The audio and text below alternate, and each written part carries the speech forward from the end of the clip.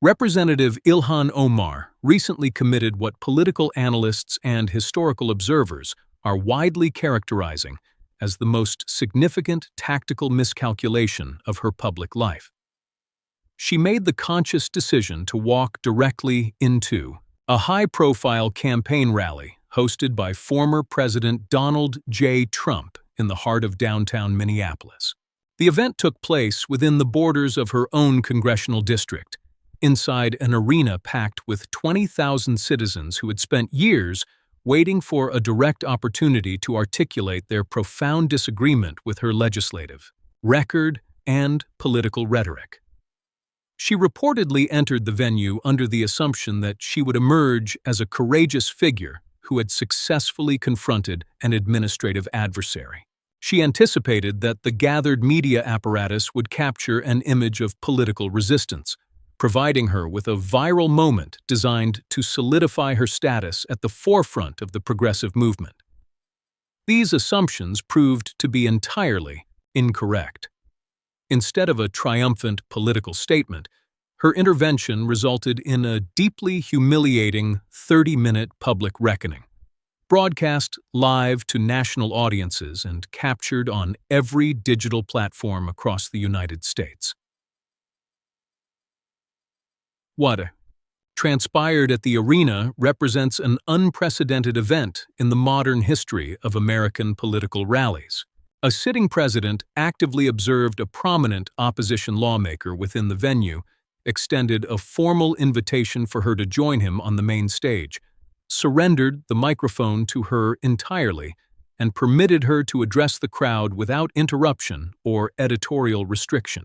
Following her brief address, the president returned to the podium and systematically evaluated her public record, her legislative history, and her controversial statements, presenting a detailed critique in front of her own constituents until she ultimately chose to depart the building before the conclusion of the event. This encounter was not a structured debate, nor was it a managed congressional committee hearing where participants could rely on procedural rules or time limits to insulate themselves from scrutiny. It was a direct, unfiltered confrontation between a political figure accustomed to the protective curation of television cameras and an adversary operating with the vocal backing of 20,000 citizens. Crucially, it was a confrontation decided by the immediate presentation of documented facts. To understand the full gravity of the confrontation, one must examine the specific record that has defined her tenure in the United States House of Representatives. She had arrived in the United States as a young refugee from Somalia at 12 years old, fleeing the devastation of a brutal civil conflict. The nation extended total refuge to her family, providing sustenance, a comprehensive public education, lawful citizenship, the constitutional right to seek public office, and eventually, an influential seat in the federal legislature. However, her subsequent public statements frequently drew sharp criticism from across the political spectrum. She drew widespread condemnation for describing the tragic murder of 2,977 individuals on September 11, 2001, with the highly dismissive phrase, "Some people did something." She ignited intense controversy by suggesting that American legislative support for the State of Israel was driven entirely by financial influence, utilizing the phrase, "It's all about the Benjamins." Her subsequent accusations regarding the supposed dual loyalty of Jewish American citizens resulted in a historic, bipartisan vote to strip her of her position on the House Foreign Affairs Committee. Furthermore, her campaigns faced persistent, ethical scrutiny, including public disclosures that her campaign organization had funneled over $3 million in donor funds directly into a private consulting firm owned by her husband. Her personal history remained a subject of ongoing federal interest, centered on serious allegations that she had gamed the domestic immigration system by legally marrying her own biological brother to secure his status. Most recently, her congressional district had become the structural epicenter of a massive $9 billion federal welfare fraud investigation, a profound financial scandal that she had repeatedly attempted to dismiss as a mere political distraction. Former President Donald J. Trump was intimately familiar with every detail of this controversial legislative record, having monitored the political trajectories of the progressive movement for years. On a Saturday evening in the early months of 2026, the opportunity for a direct confrontation finally presented itself. The Target Center in downtown Minneapolis, a venue constructed to accommodate a maximum capacity of 20,000 individuals, was filled to the absolute limit. Every seating section was occupied. Every standing room area was densely packed, and local law enforcement estimated that an additional overflow crowd of 8,000 citizens had spilled out into the surrounding municipal streets to watch the broadcast on massive external screens. This specific geographic setting was highly strategic. The state of Minnesota had historically maintained the longest consecutive Democratic voting streak in presidential elections across the entire country, remaining a reliable bastion of the blue wall for decades. However, campaign strategists had been observing a measurable shift in the local political data. The expansion of the $9 billion welfare fraud scandal, a notable surge in federal immigration enforcement actions, and a growing public frustration regarding the rise of violent crime within the Minneapolis metropolitan area had created a political opening. The administration determined that these shifting dynamics fully justified hosting a massive rally in what had traditionally been considered firmly hostile political territory. Simultaneously, a mere 3 blocks away from the arena, Representative Ocasio-Cortez and various local progressive organizations had coordinated a counter-demonstration. The outdoor rally had drawn an estimated crowd of 2,000 supporters to a public park, situated near the Municipal Convention Center. Operating within her standard element, she delivered a fiery, defiant speech to her base, utilizing the rhythmic call-and-response cadence that had defined her political brand.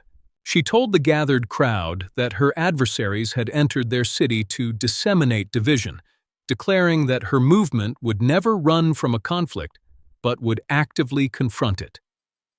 The crowd responded with enthusiastic cheers, waving signs in a genuine display of political energy. What occurred next would become the subject of intense national debate for months. According to statements later issued by her legislative staff, the decision to leave her own event and physically enter the Trump rally was entirely spontaneous, an intentional demonstration of political courage, and a refusal to allow the president to address her city without an active counter-presence. Conversely, the president's advance team indicated that they had anticipated this exact scenario.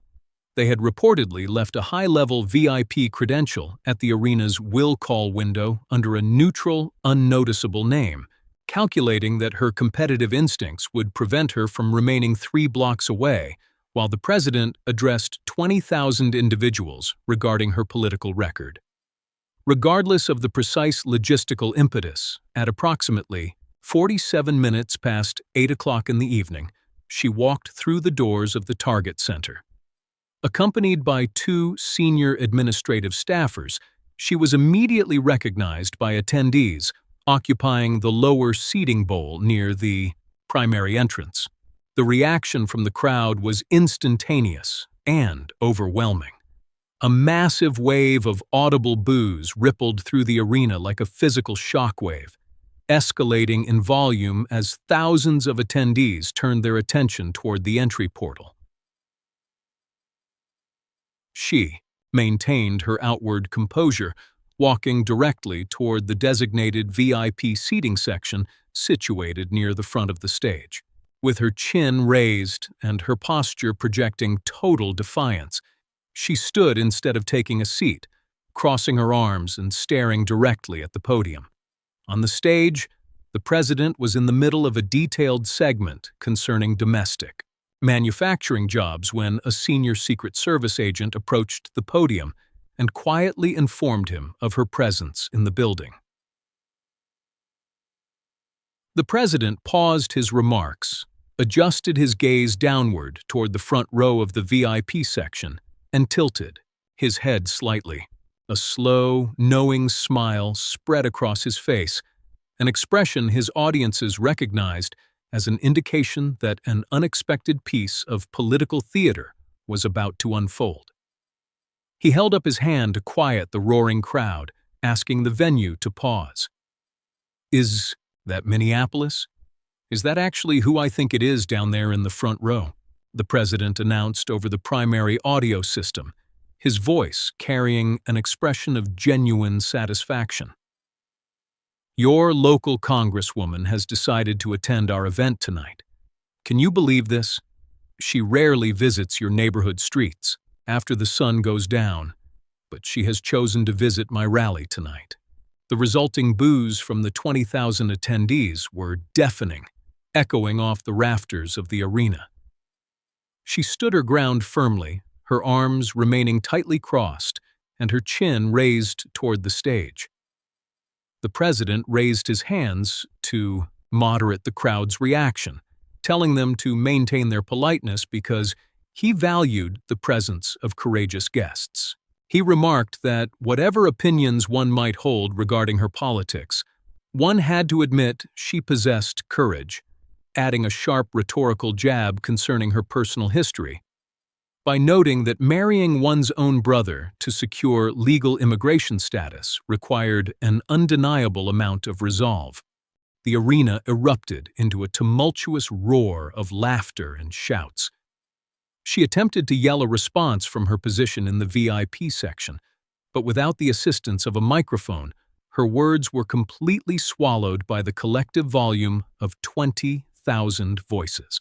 The president cupped his hand to his ear, remarking that he could not hear her statements because of the sheer sound of American citizens asserting their voices, suggesting that she should attempt to accurately represent those citizens at some point during her legislative career. Then, the president executed a strategic maneuver that would fundamentally alter the trajectory of the entire evening, dominate the national news cycle for weeks, and permanently reshape the political landscape of the state. He stepped back from the podium, gestured broadly toward the microphone, and made an unprecedented announcement to the crowd. "I am going to do something that has never been attempted at a political rally in the entire history of our country," the president declared. "I am going to formally invite the congresswoman onto this stage right now. I am granting her 5 minutes of entirely uninterrupted airtime. She can address this microphone and say absolutely whatever she desires. There will be no media cuts, no editorial edits, and no commercial breaks. It will be exclusively her, this podium, and 20,000 of her own immediate constituents." He looked directly down at her position in the front row. "Come up to the stage, Representative. I am a remarkably fair individual. Ask anyone in Washington. I am tremendously fair. You have 5 full minutes. There are no tricks. It is just you and the American public." The crowd within the target center reacted with absolute frenzy, instantly initiating a thunderous, rhythmic chant that shook the structural foundation of the building, demanding that she ascend to the stage. She hesitated for exactly 3 seconds, a very brief window of time that represented an eternity in the context of live national television. She stood entirely motionless, rapidly calculating her strategic options. To refuse the direct invitation would instantly make her appear defensive and intimidated on live television. Conversely, to accept meant walking directly onto an adversary's stage, addressing an adversarial crowd entirely on his operational terms. However, Her entire public persona had been constructed on the concept of unyielding confrontation. It was the absolute foundation of her national brand, the identity of a lawmaker who refused to defer to executive authority, the traditional lobbying establishment, or her own party's senior leadership. Because she had built her career on the premise of never flinching in the face of conflict, she determined that she could not flinch in this moment. She took a step forward and began her advance toward the main stage. The physical distance between the VIP enclosure and the main podium measured approximately 40 feet, a trajectory that transformed into an exceptionally demanding path for the lawmaker. Every step of her advance was met with a dense wall of vocal opposition, structured chants, and the mechanical whir of hundreds of mobile device cameras tracking her trajectory in high-definition video.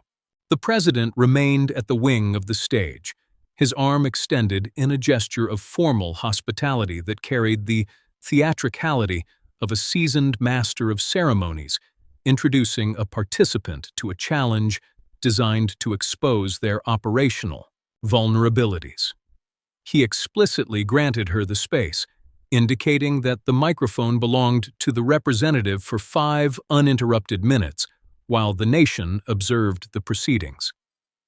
He then withdrew significantly, moving almost to the extreme edge of the staging area to surrender the spotlight entirely to her.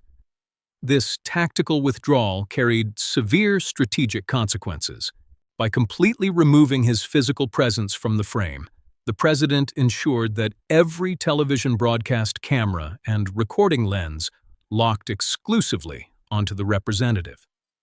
There would be no split-screen presentation to dilute the visual impact and no sudden camera cutaways to offer a reprieve. The visual reality was stark. It was exclusively her, the official presidential podium, and an arena containing 20,000 immediate constituents who fundamentally rejected her legislative philosophy. She gripped the edges of the podium, paused to regulate her breathing, and initiated her address. She explicitly declared her identity, noted her representation of Minnesota's 5th congressional district, and asserted that her presence on that stage demonstrated a total absence of fear regarding the president or his political movement. As she spoke, the vocal opposition from the arena intensified, yet she projected her voice with the practiced discipline of an experienced public speaker accustomed to navigating hostile public assemblies. She accused the executive of dedicating 6 consecutive years to targeted personal and political animosity, based entirely on her demographic identity as a Black, Muslim, immigrant woman who possessed the resolve to challenge institutional authority. She claimed she was routinely utilized as an administrative foil to divert public attention from executive failures. As she gained rhetorical momentum, she transitioned to a series of standard progressive policy positions. She asserted that, while the administration facilitated substantial fiscal advantages for the billionaire class, working-class families within her home district were struggling to absorb the escalating costs of basic consumer groceries. She raised sharp moral criticisms regarding border enforcement operations, specifically the separation of families at the southern frontier, contrasting those policies with the administration's professed religious values. She argued that the executive deliberately stoked racial and cultural fractures, alongside sentiments of Islamophobia, while disingenuously claiming to govern as a unifying leader for all citizens. Her voice rose to its maximum volume as she recounted her history as a refugee, declaring that she had sought refuge in the United States because the nation was historically defined as a sanctuary where any individual, regardless of geographic origin, physical appearance, or religious practice, could build a secure life. She asserted a firm commitment to ensuring that no political figure could dismantle that foundational promise, pointing a finger directly toward the executive. She concluded by stating that she would depart the venue with total dignity because she had articulated her core truths inside a room populated entirely by individuals who deeply resisted hearing them. She disconnected her hands from the microphone, turned away from the center of the stage, and directed a confident gaze toward the president, appearing to believe she had secured a decisive rhetorical victory. An isolated portion of the arena, composed of progressive supporters who had managed to enter the venue, offered audible applause. The vast majority of the crowd, however, maintained an intense, chilling silence, a reaction that represented a measure of grudging respect for the physical courage required to deliver such an address in that environment. The president walked back to the central podium with a deliberate, unhurried pace. He recovered the microphone with the careful timing of a performer who understands that the effectiveness of a counter-argument relies entirely on structural pacing.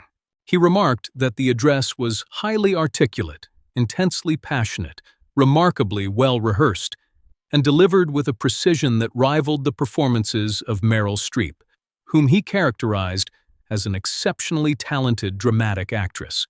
He then directed his focus toward the representative, who remained stationed near the wing of the stage. He stated that while her delivery was flawless, her narrative possessed a single, fatal flaw. Every claim she had articulated could be systematically disproven by the immediate presentation of documented receipts. He informed the crowd that while the representative was restricted to a 5-minute window, the remainder of the evening belonged entirely to his administration, advising the audience to prepare themselves for a factual disclosure that would make the lawmaker deeply regret her decision to abandon her counter-demonstration down the street. The president adjusted his tie, a familiar, non-verbal signal that his audiences recognized as an indication that all diplomatic pleasantries were officially concluded. He determined to initiate his critique not with abstract economic indicators or broad policy definitions, but with a historical narrative calculated to carry maximum emotional and factual weight. He invoked the memory of September 11, 2001, describing it as a pristine Tuesday morning, characterized by a clear blue sky, the type of morning where citizens anticipate a secure and productive day. He recounted his personal location in Manhattan on that day, recalling the visual horror of watching the architectural towers collapse and observing individuals making the catastrophic decision to jump from 100 stories above the ground, because that fate was preferable to the alternative of the conflagration inside. The arena descended into an absolute, total silence. Within a space containing 20,000 individuals, there was not a single audible sound. The president introduced the precise human cost into the record: 2,177 American casualties sustained on that single morning.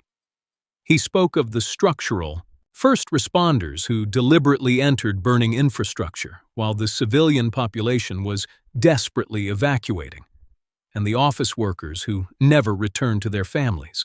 He detailed the demographic breadth of the tragedy, highlighting the loss of an elderly 93-year-old citizen alongside a 2-year-old child. He entered the exact emergency response data into the legislative record. 343 members of the Fire Department of New York, 60 law enforcement officers, and 8 emergency medical technicians and paramedics who lost their lives in the performance of their duties. He paused to allow the numerical reality of the tragedy to settle heavily over the audience. He then directed a rigid finger toward the representative, reminding the crowd of her official remarks delivered at a public fundraiser in 2019.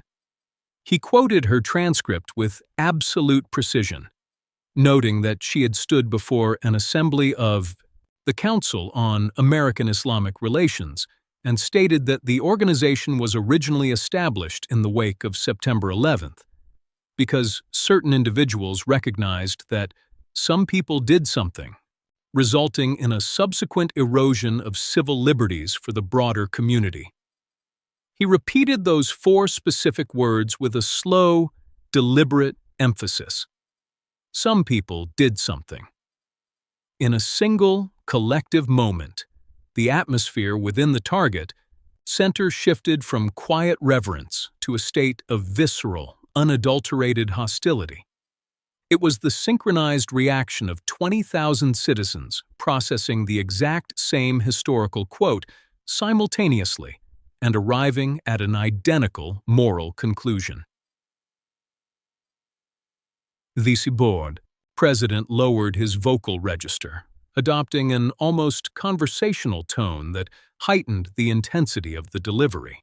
He pointed out that she had chosen to utilize the anonymous phrase, "some people," rather than explicitly identifying international terrorists, radical Islamic extremists, or the specific network of al-Qaeda. He argued that she had discussed the deadliest foreign attack on domestic soil as if it were a routine parking infraction or a minor act of municipal vandalism. He turned his body to face her directly, posing a series of sharp rhetorical challenges. He asked whether she would historically characterize the devastating surprise attack on Pearl Harbor as an event where some planes did something, whether she would define the historic Normandy landings of D-Day as a moment where some boats traveled to a location, or whether she would classify the catastrophic Oklahoma City bombing as an instance where some truck executed an action. He did not pause for a verbal response. He immediately introduced the account of Nicholas Harros, Jr., a citizen whose mother, Frances Harros, was systematically murdered inside the World Trade Center on that Tuesday morning. The president recounted how Harros had subsequently appeared on national television broadcasts, wearing a garment inscribed with her exact quote, addressing the cameras directly to demand whether the perpetrators of the atrocity were merely anonymous individuals or if they were explicitly tied to international terror cells, led by figures like Osama bin Laden. The president emphasized that a grieving son who had buried his mother was forced to listen to his own congressional representative minimize that murder as an ambiguous occurrence. The president's voice rose to a commanding volume, asserting that such rhetoric could not be excused as an accidental political gaffe. A gaffe, he argued, is defined as an unintended linguistic error executed by accident. This particular phrasing, he asserted, represented a precise reflection of her core philosophy, her true ideological worldview, and her fundamental perspective regarding the United States. He emphasized that to her, the loss of 3,000 American lives was reduced to a generic occurrence, and the most destructive foreign intervention on domestic soil since the Second World War was minimized to a simple event. He pointed directly toward her position near the exit stairs, noting that he observed her moving toward the structural corridors of the building, advising her to halt her retreat because his forensic evaluation of her record had only just initiated. The representative had indeed altered her physical stance. She was no longer occupying a position of outward defiance at the boundary of the main stage. She had retreated down the stairs of the VIP section, her physical profile angled decisively toward the secure exit corridors of the concourse. Her administrative staff had formed a protective wedge around her, mobile devices active as they frantically attempted to manage the visual optics of a sudden departure under intense pressure. The president observed the movement instantly, his focus locking onto her retreating entourage with the precision of an apex predator tracking a target across open ground. He halted his primary address entirely, pointing a hand toward the concourse where her staff was visible through the structural gaps in the arena seating, announcing to the entire venue in 2 words the reality of the situation. "She's leaving." The 2 words resonated across the structural beams of the crowded arena. "She's leaving." The announcement from the presidential podium instantly galvanized the 20,000 attendees inside the Target Center. The collective focus of the venue, alongside every broadcast camera, mobile device, and digital live stream lens, shifted with absolute synchronicity to track the lawmakers' forced retreat through the lower concourse. The physical path to the primary exit doors measured approximately 200 feet, a trajectory that was fully recorded in real time by the media apparatus. As her entourage moved quickly, the crowd parted instinctively, creating a wide, unobstructed corridor. This physical separation was entirely unchoreographed, representing the natural human response to watching a public figure exit a venue under intense administrative pressure. By stepping back and creating immediate physical space, the audience inadvertently constructed the vivid visual architecture of a public gauntlet. She walked with an accelerated pace, not running, as her professional pride resisted a total flight, but moving with an unmistakable urgency that demonstrated her understanding of the strategic stakes.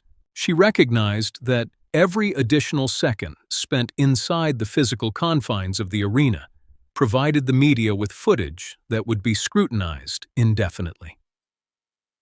Concurrently, a structured chant emerged organically from the upper balconies of the stadium, rapidly cascading down through the lower tiers until the entire facility vibrated under the weight of 20,000 voices chanting a rhythmic farewell. The president remained stationary on the stage, microphone in hand, observing the departure for 10 consecutive seconds without uttering a word. He understood the fundamental axiom of modern political communication, that a stark, unedited visual image frequently carries significantly more rhetorical weight than any spoken sentence. When he finally addressed the microphone, his voice did not carry the heat of an aggressive assault, but rather the cool, calculated satisfaction of an observer, watching an explicit strategic prediction materialize. "That is perfectly acceptable," the president remarked to the roaring crowd. "In my extensive experience dealing with high-stakes investigations, innocent individuals do not proactively seek out the emergency exits. People who possess absolutely nothing to conceal do not calculate paths of retreat. And individuals who genuinely lack fear do not abandon the floor when the baseline factual inquiries become demanding." He paused, allowing the audience to absorb the implication before delivering a devastating rhetorical strike, asserting that individuals who had gamed the federal immigration system by marrying their own biological brothers are precisely the ones who flee under public scrutiny. The arena reacted with an intense, concussive wave of noise that physically vibrated the hanging audio equipment and the structural floor plates of the venue. It represented the release of 6 consecutive years of intense frustration from a population that felt their municipal values, their national identity, and their city had been fundamentally disrespected by their congressional representative. As the lawmaker reached the external push bars of the exit doors, a moment captured clearly on the arena's massive jumbotron screens via the internal security camera feed, the president delivered the most widely replayed line of the evening. He called out to the retreating figure, noting that she had arrived in the United States as a destitute refugee and that the nation had generously extended every conceivable structural advantage: absolute constitutional freedom, physical safety from a brutal war zone, a comprehensive public education, lawful citizenship, and a powerful seat in the federal legislature. He lowered his vocal register to a conversational cadence, asserting that the only baseline expectation the nation required in return was an element of fundamental patriotism and gratitude. He argued that she had failed to meet even the most minimal standards of that expectation. Failing to characterize the catastrophic events of September 11th, as an act of international terror rather than an ambiguous occurrence. Failing to protect donor funds from being funneled directly into her spouse's private enterprise, and completely refusing to answer transparent, fact-based inquiries regarding her legal entry status into the country, choosing instead to label her critics as malicious. He concluded by stating that while she was under no obligation to support his administration, she held a moral obligation to respect the country that preserved her life by answering its official inquiries with absolute honesty. With that final remark, she pushed through the external doors and exited into the Minneapolis night. The president returned his focus to the remaining audience, noting that the lawmaker who routinely claimed to fight for her constituents had fundamentally abandoned the room because she could not withstand 30 minutes of her own documented public record. He adjusted his tie, the symbolic transition that indicated a return to standard campaign business, and seamlessly resumed his core address regarding domestic manufacturing policies, asserting that, unlike his progressive counterpart, he possessed the professional discipline to remain and complete the operations he initiated. However, the political damage had already been sustained and was actively proliferating across digital networks before her vehicle had even cleared the arena's lower parking structure. The president continued to speak for an additional 40 minutes, covering the strategic domains of border security, energy independence, and macroeconomic indicators.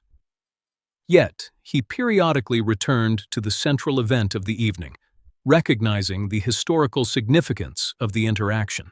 He noted that while major corporate media networks like CNN, MSNBC, and the editorial board of The Washington Post would inevitably attempt to frame the interaction as an instance of administrative bullying against a lawmaker of color, the 20,000 citizens present in the venue had witnessed a transparent exercise in public accountability.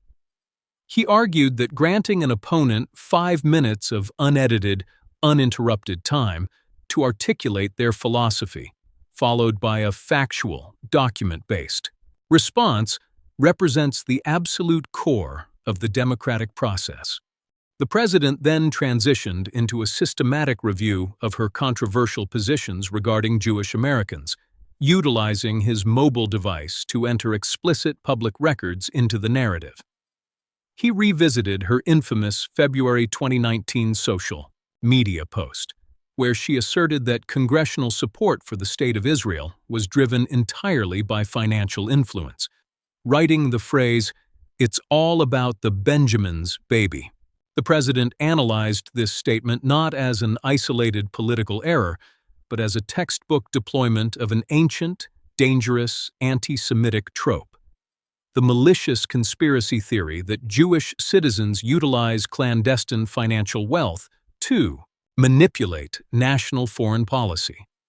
He drew a sharp contrast between her rhetoric and his own administrative record, itemizing his major foreign policy achievements: the formal relocation of the United States Embassy to Jerusalem, the official recognition of American sovereignty over the Golan Heights, and the negotiation of the historic Abraham Accords, which represented the most significant Middle East peace advancement in generations. He pointed out that while his administration produced tangible diplomatic results for the security of the Jewish people, her record was defined entirely by statements regarding financial manipulation, accusations of dual loyalty, and her highly controversial appearance at Columbia University in April 2024, where she publicly characterized Jewish students attempting to access their academic classes as promoters of genocide.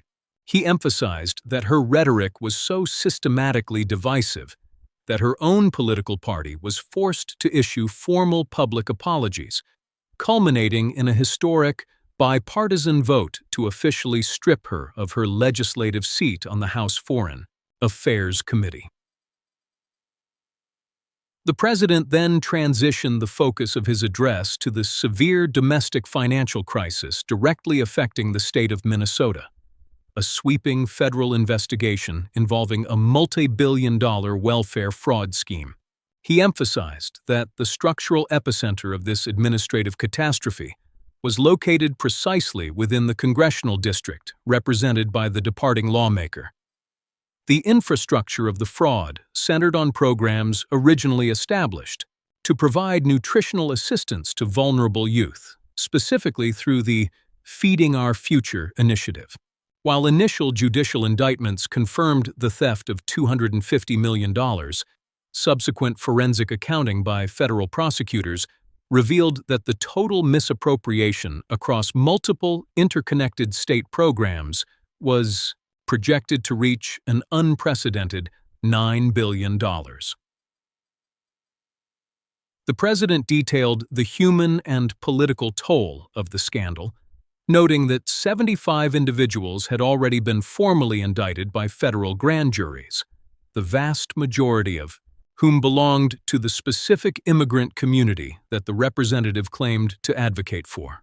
He criticized her official legislative stance regarding the ongoing investigation, recalling how she had appeared on national television broadcasts to characterize the pursuit of justice and accountability as an exercise in confusion and chaos. The president argued that, to her, the systematic intervention of law enforcement to halt the multi-billion-dollar theft of taxpayer funds meant for hungry children was defined as the primary problem, rather than the fraud itself. He highlighted the political fallout that led to the sudden resignation of Minnesota Governor Tim Walz, who had terminated his own political career in the wake of the expanding oversight investigations. The president quoted the former governor's departure statement, "If it's me you want, leave my people alone," pointing out that the citizens being systematically robbed of federal resources were the very individuals who populated her district. The president argued that instead of cooperating with federal law enforcement, demanding administrative transparency, or protecting the resources of her constituents, the representative had dedicated her platform to undermining the integrity of the investigators. The address then turned to her personal immigration history and the ongoing federal audits managed by the Department of Homeland Security. The president discussed the long-standing allegations regarding her 2009 legal marriage to a foreign national named Ahmed Nur Saeed Elmi, a transaction that conservative media and federal investigators alleged was an explicit act of marriage fraud designed to exploit the domestic immigration structure. He noted that despite her persistent denials, her legislative allies in Washington had repeatedly intervened to block congressional attempts to subpoena her official immigration files, including a highly contested vote in January 2026. However, the president announced that the administrative environment had shifted decisively. He cited recent public statements from the administration's border czar, Tom Homan, who confirmed that premier fraud investigators within Homeland Security investigations had been explicitly assigned to conduct a forensic review of her original entry documentation. The president quoted Homan's assessment that the files contained anomalies requiring rigorous administrative scrutiny, asserting that innocent individuals routinely facilitate the release of public records to resolve controversy, while those who are vulnerable to exposure consistently rely on legal maneuvers and political shields to obstruct the truth. The president then addressed her subsequent marital and financial arrangements, detailing the timeline of her third marriage to political consultant Tim Minott. He entered into the record the fact that her official congressional campaign organization had directed over $3 million in donor contributions directly into the E Street Group, a private consulting firm owned entirely by her spouse. He noted that the Federal Election Commission had been forced to intervene, ordering her campaign to execute substantial amendments to its financial disclosures due to structural irregularities. The president expanded on the controversy by citing subsequent civilian lawsuits involving Minet's separate private business ventures in the cannabis and wine industries, where independent business partners formally alleged that approximately $1.7 million in capital had completely vanished from corporate accounts without explanation. The president argued that these documented financial irregularities represented a profound betrayal of the working-class donors who believed their small financial contributions were supporting a grassroots movement for social reform. While the political arguments reverberated across the arena, the immediate human cost of her rhetoric was being processed, blocks away in a residential apartment in downtown Minneapolis. David Kowalski, a retired United States Marine, sat in his living room watching the live broadcast of the rally on his mobile device. Physical limitations resulting from an improvised explosive device, IED detonation in Helmand Province, had rendered him unable to navigate the stadium stairs of the Target Center, but his attention was entirely locked onto the screen. The explosion, which occurred on March 15, 2010, had also claimed the life of his closest companion, Corporal James Rivera. The name of his fallen brother was permanently inscribed on Kowalski's left forearm, situated directly beneath the traditional eagle, globe, and anchor insignia of the Marine Corps. Kowalski routinely touched the tattoo whenever the concepts of military sacrifice or national service were raised in public discourse. He was pressing his fingers against the ink in this exact moment. When the broadcast reached the segment where the president recited the exact casualty figures from the tragedy of September 11, 2001, and the arena fell into total silence, Kowalski paused the video feed. He looked away from the digital screen, directing his gaze toward a framed photograph on his bookshelf that depicted himself and Rivera in full combat gear, smiling against the backdrop of a structural mud wall in Afghanistan. 2 weeks before the detonation, Jimmy wasn't merely someone, Kowalski remarked quietly to the empty room, and the sacrifice of his life was certainly not something. He resumed the broadcast, observing the visual image of the congressional representative executing her rapid retreat through the crowded concourse, while 20,000 of her neighbors chanted in unison. He listened to the president's concluding remarks regarding the moral obligation of public figures to demonstrate basic gratitude toward the nation that provided them with sanctuary and power. Kowalski closed the video application and sat in the silent atmosphere of his apartment for a considerable duration. He experienced no sense of political celebration or personal triumph. He experienced only a profound sense of exhaustion. He noted that for years, the individuals who had sacrificed their physical health and their closest friends were forced to listen to professional politicians minimize national tragedies for tactical advantage. He expressed a sense of relief that an authoritative voice had finally articulated these foundational truths on a grand stage in front of a national audience, ensuring that the names of the fallen were properly honored. The digital and political transformation following the Minneapolis rally occurred with unprecedented speed. Before her official transport vehicle had exited the perimeter of the Target Center, the footage of her walkout had entered full viral circulation across multiple global platforms. Within 24 hours, the primary clip documenting her exit had secured over 300 million views, surpassing previous historic benchmarks for political broadcast engagement, including the most prominent debate interactions of the 2016 election cycle. The media ecosystem instantly fragmented the 30-minute interaction into 6 distinct viral phenomena, each generating its own substantial baseline of commentary. The visual image of her moving through a physical gauntlet of her own constituents while the executive narrated her departure transcended traditional partisan commentary, entering the national cultural lexicon. International news agencies covered the event extensively, and independent political strategists from both major organizations analyzed the footage as a definitive turning point in regional demographics. The digital tag, "The Exit," attained over 1 billion global impressions within 72 hours, accompanied by independent trends focusing on her original 9/11 comments, her campaign expenditures, and her immigration documentation. For the administration, the Minneapolis event established a completely new operational template for managing political opposition during public assemblies. The strategy of proactively offering a prominent adversary an unedited microphone on a presidential stage, thereby forcing them to defend their record directly to the public, became a defining characteristic of subsequent rallies.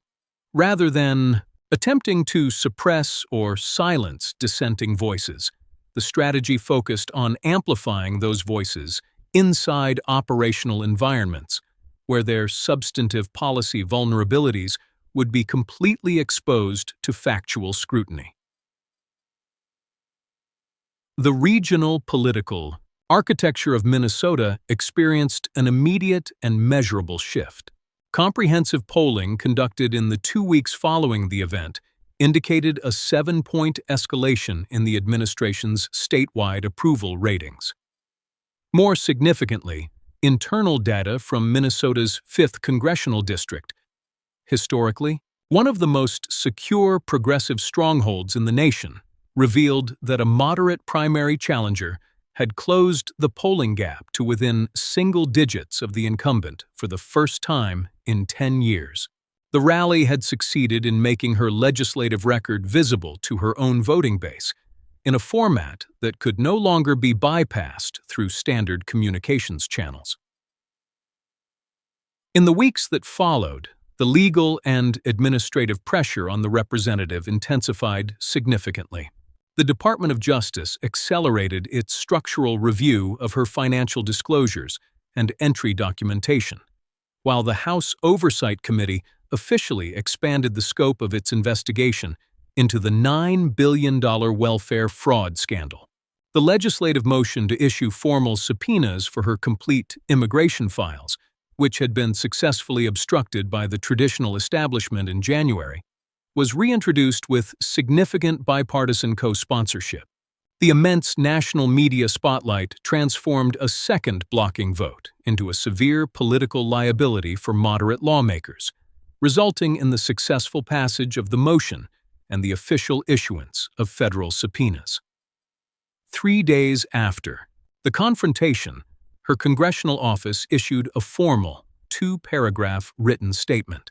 The communication characterized the arena event as a highly coordinated, racially motivated spectacle intended to delegitimize a female lawmaker of color, pledging that she would continue to represent her constituency regardless of targeted political animosity. Crucially, the document contained absolutely no specific, fact-based refutations of the documented claims the president had introduced regarding her record. There was no defense of her 2019 remarks concerning the tragedy of September 11th, no clarification regarding her anti-Semitism censures, no explanation for the $3 million in campaign funds directed to her spouse's enterprise, and total silence regarding the expanding welfare fraud investigations within her home state. It was a communication devoid of substance, emanating from a political figure who had stood on a national stage hours prior and claimed total fearlessness. Ultimately, the historic intersection inside the Target Center transcended the standard definitions of partisan politics or ideological conflict. It stood as a definitive case study in the power of public accountability and the enduring weight of factual records over carefully curated media narratives. Alexandria Ocasio-Cortez and her progressive colleagues had long operated under the assumption that loud rhetoric, emotional appeals, and accusations of bigotry could permanently insulate their records from rigorous examination. In the city of Minneapolis, before a live audience of 20,000 citizens and a national broadcast network, that assumption met an absolute and unyielding boundary. The event demonstrated that in a free society, the foundational promises of the nation require an element of mutual respect, and that those who seek the highest levels of constitutional authority must remain fully prepared to account for their actions, their words, and their sworn allegiances before the citizens who granted them power. The record of that evening remained unalterable. She arrived to protest. She was granted an unedited platform. Her public record was methodically read back to her, and she chose the exit door.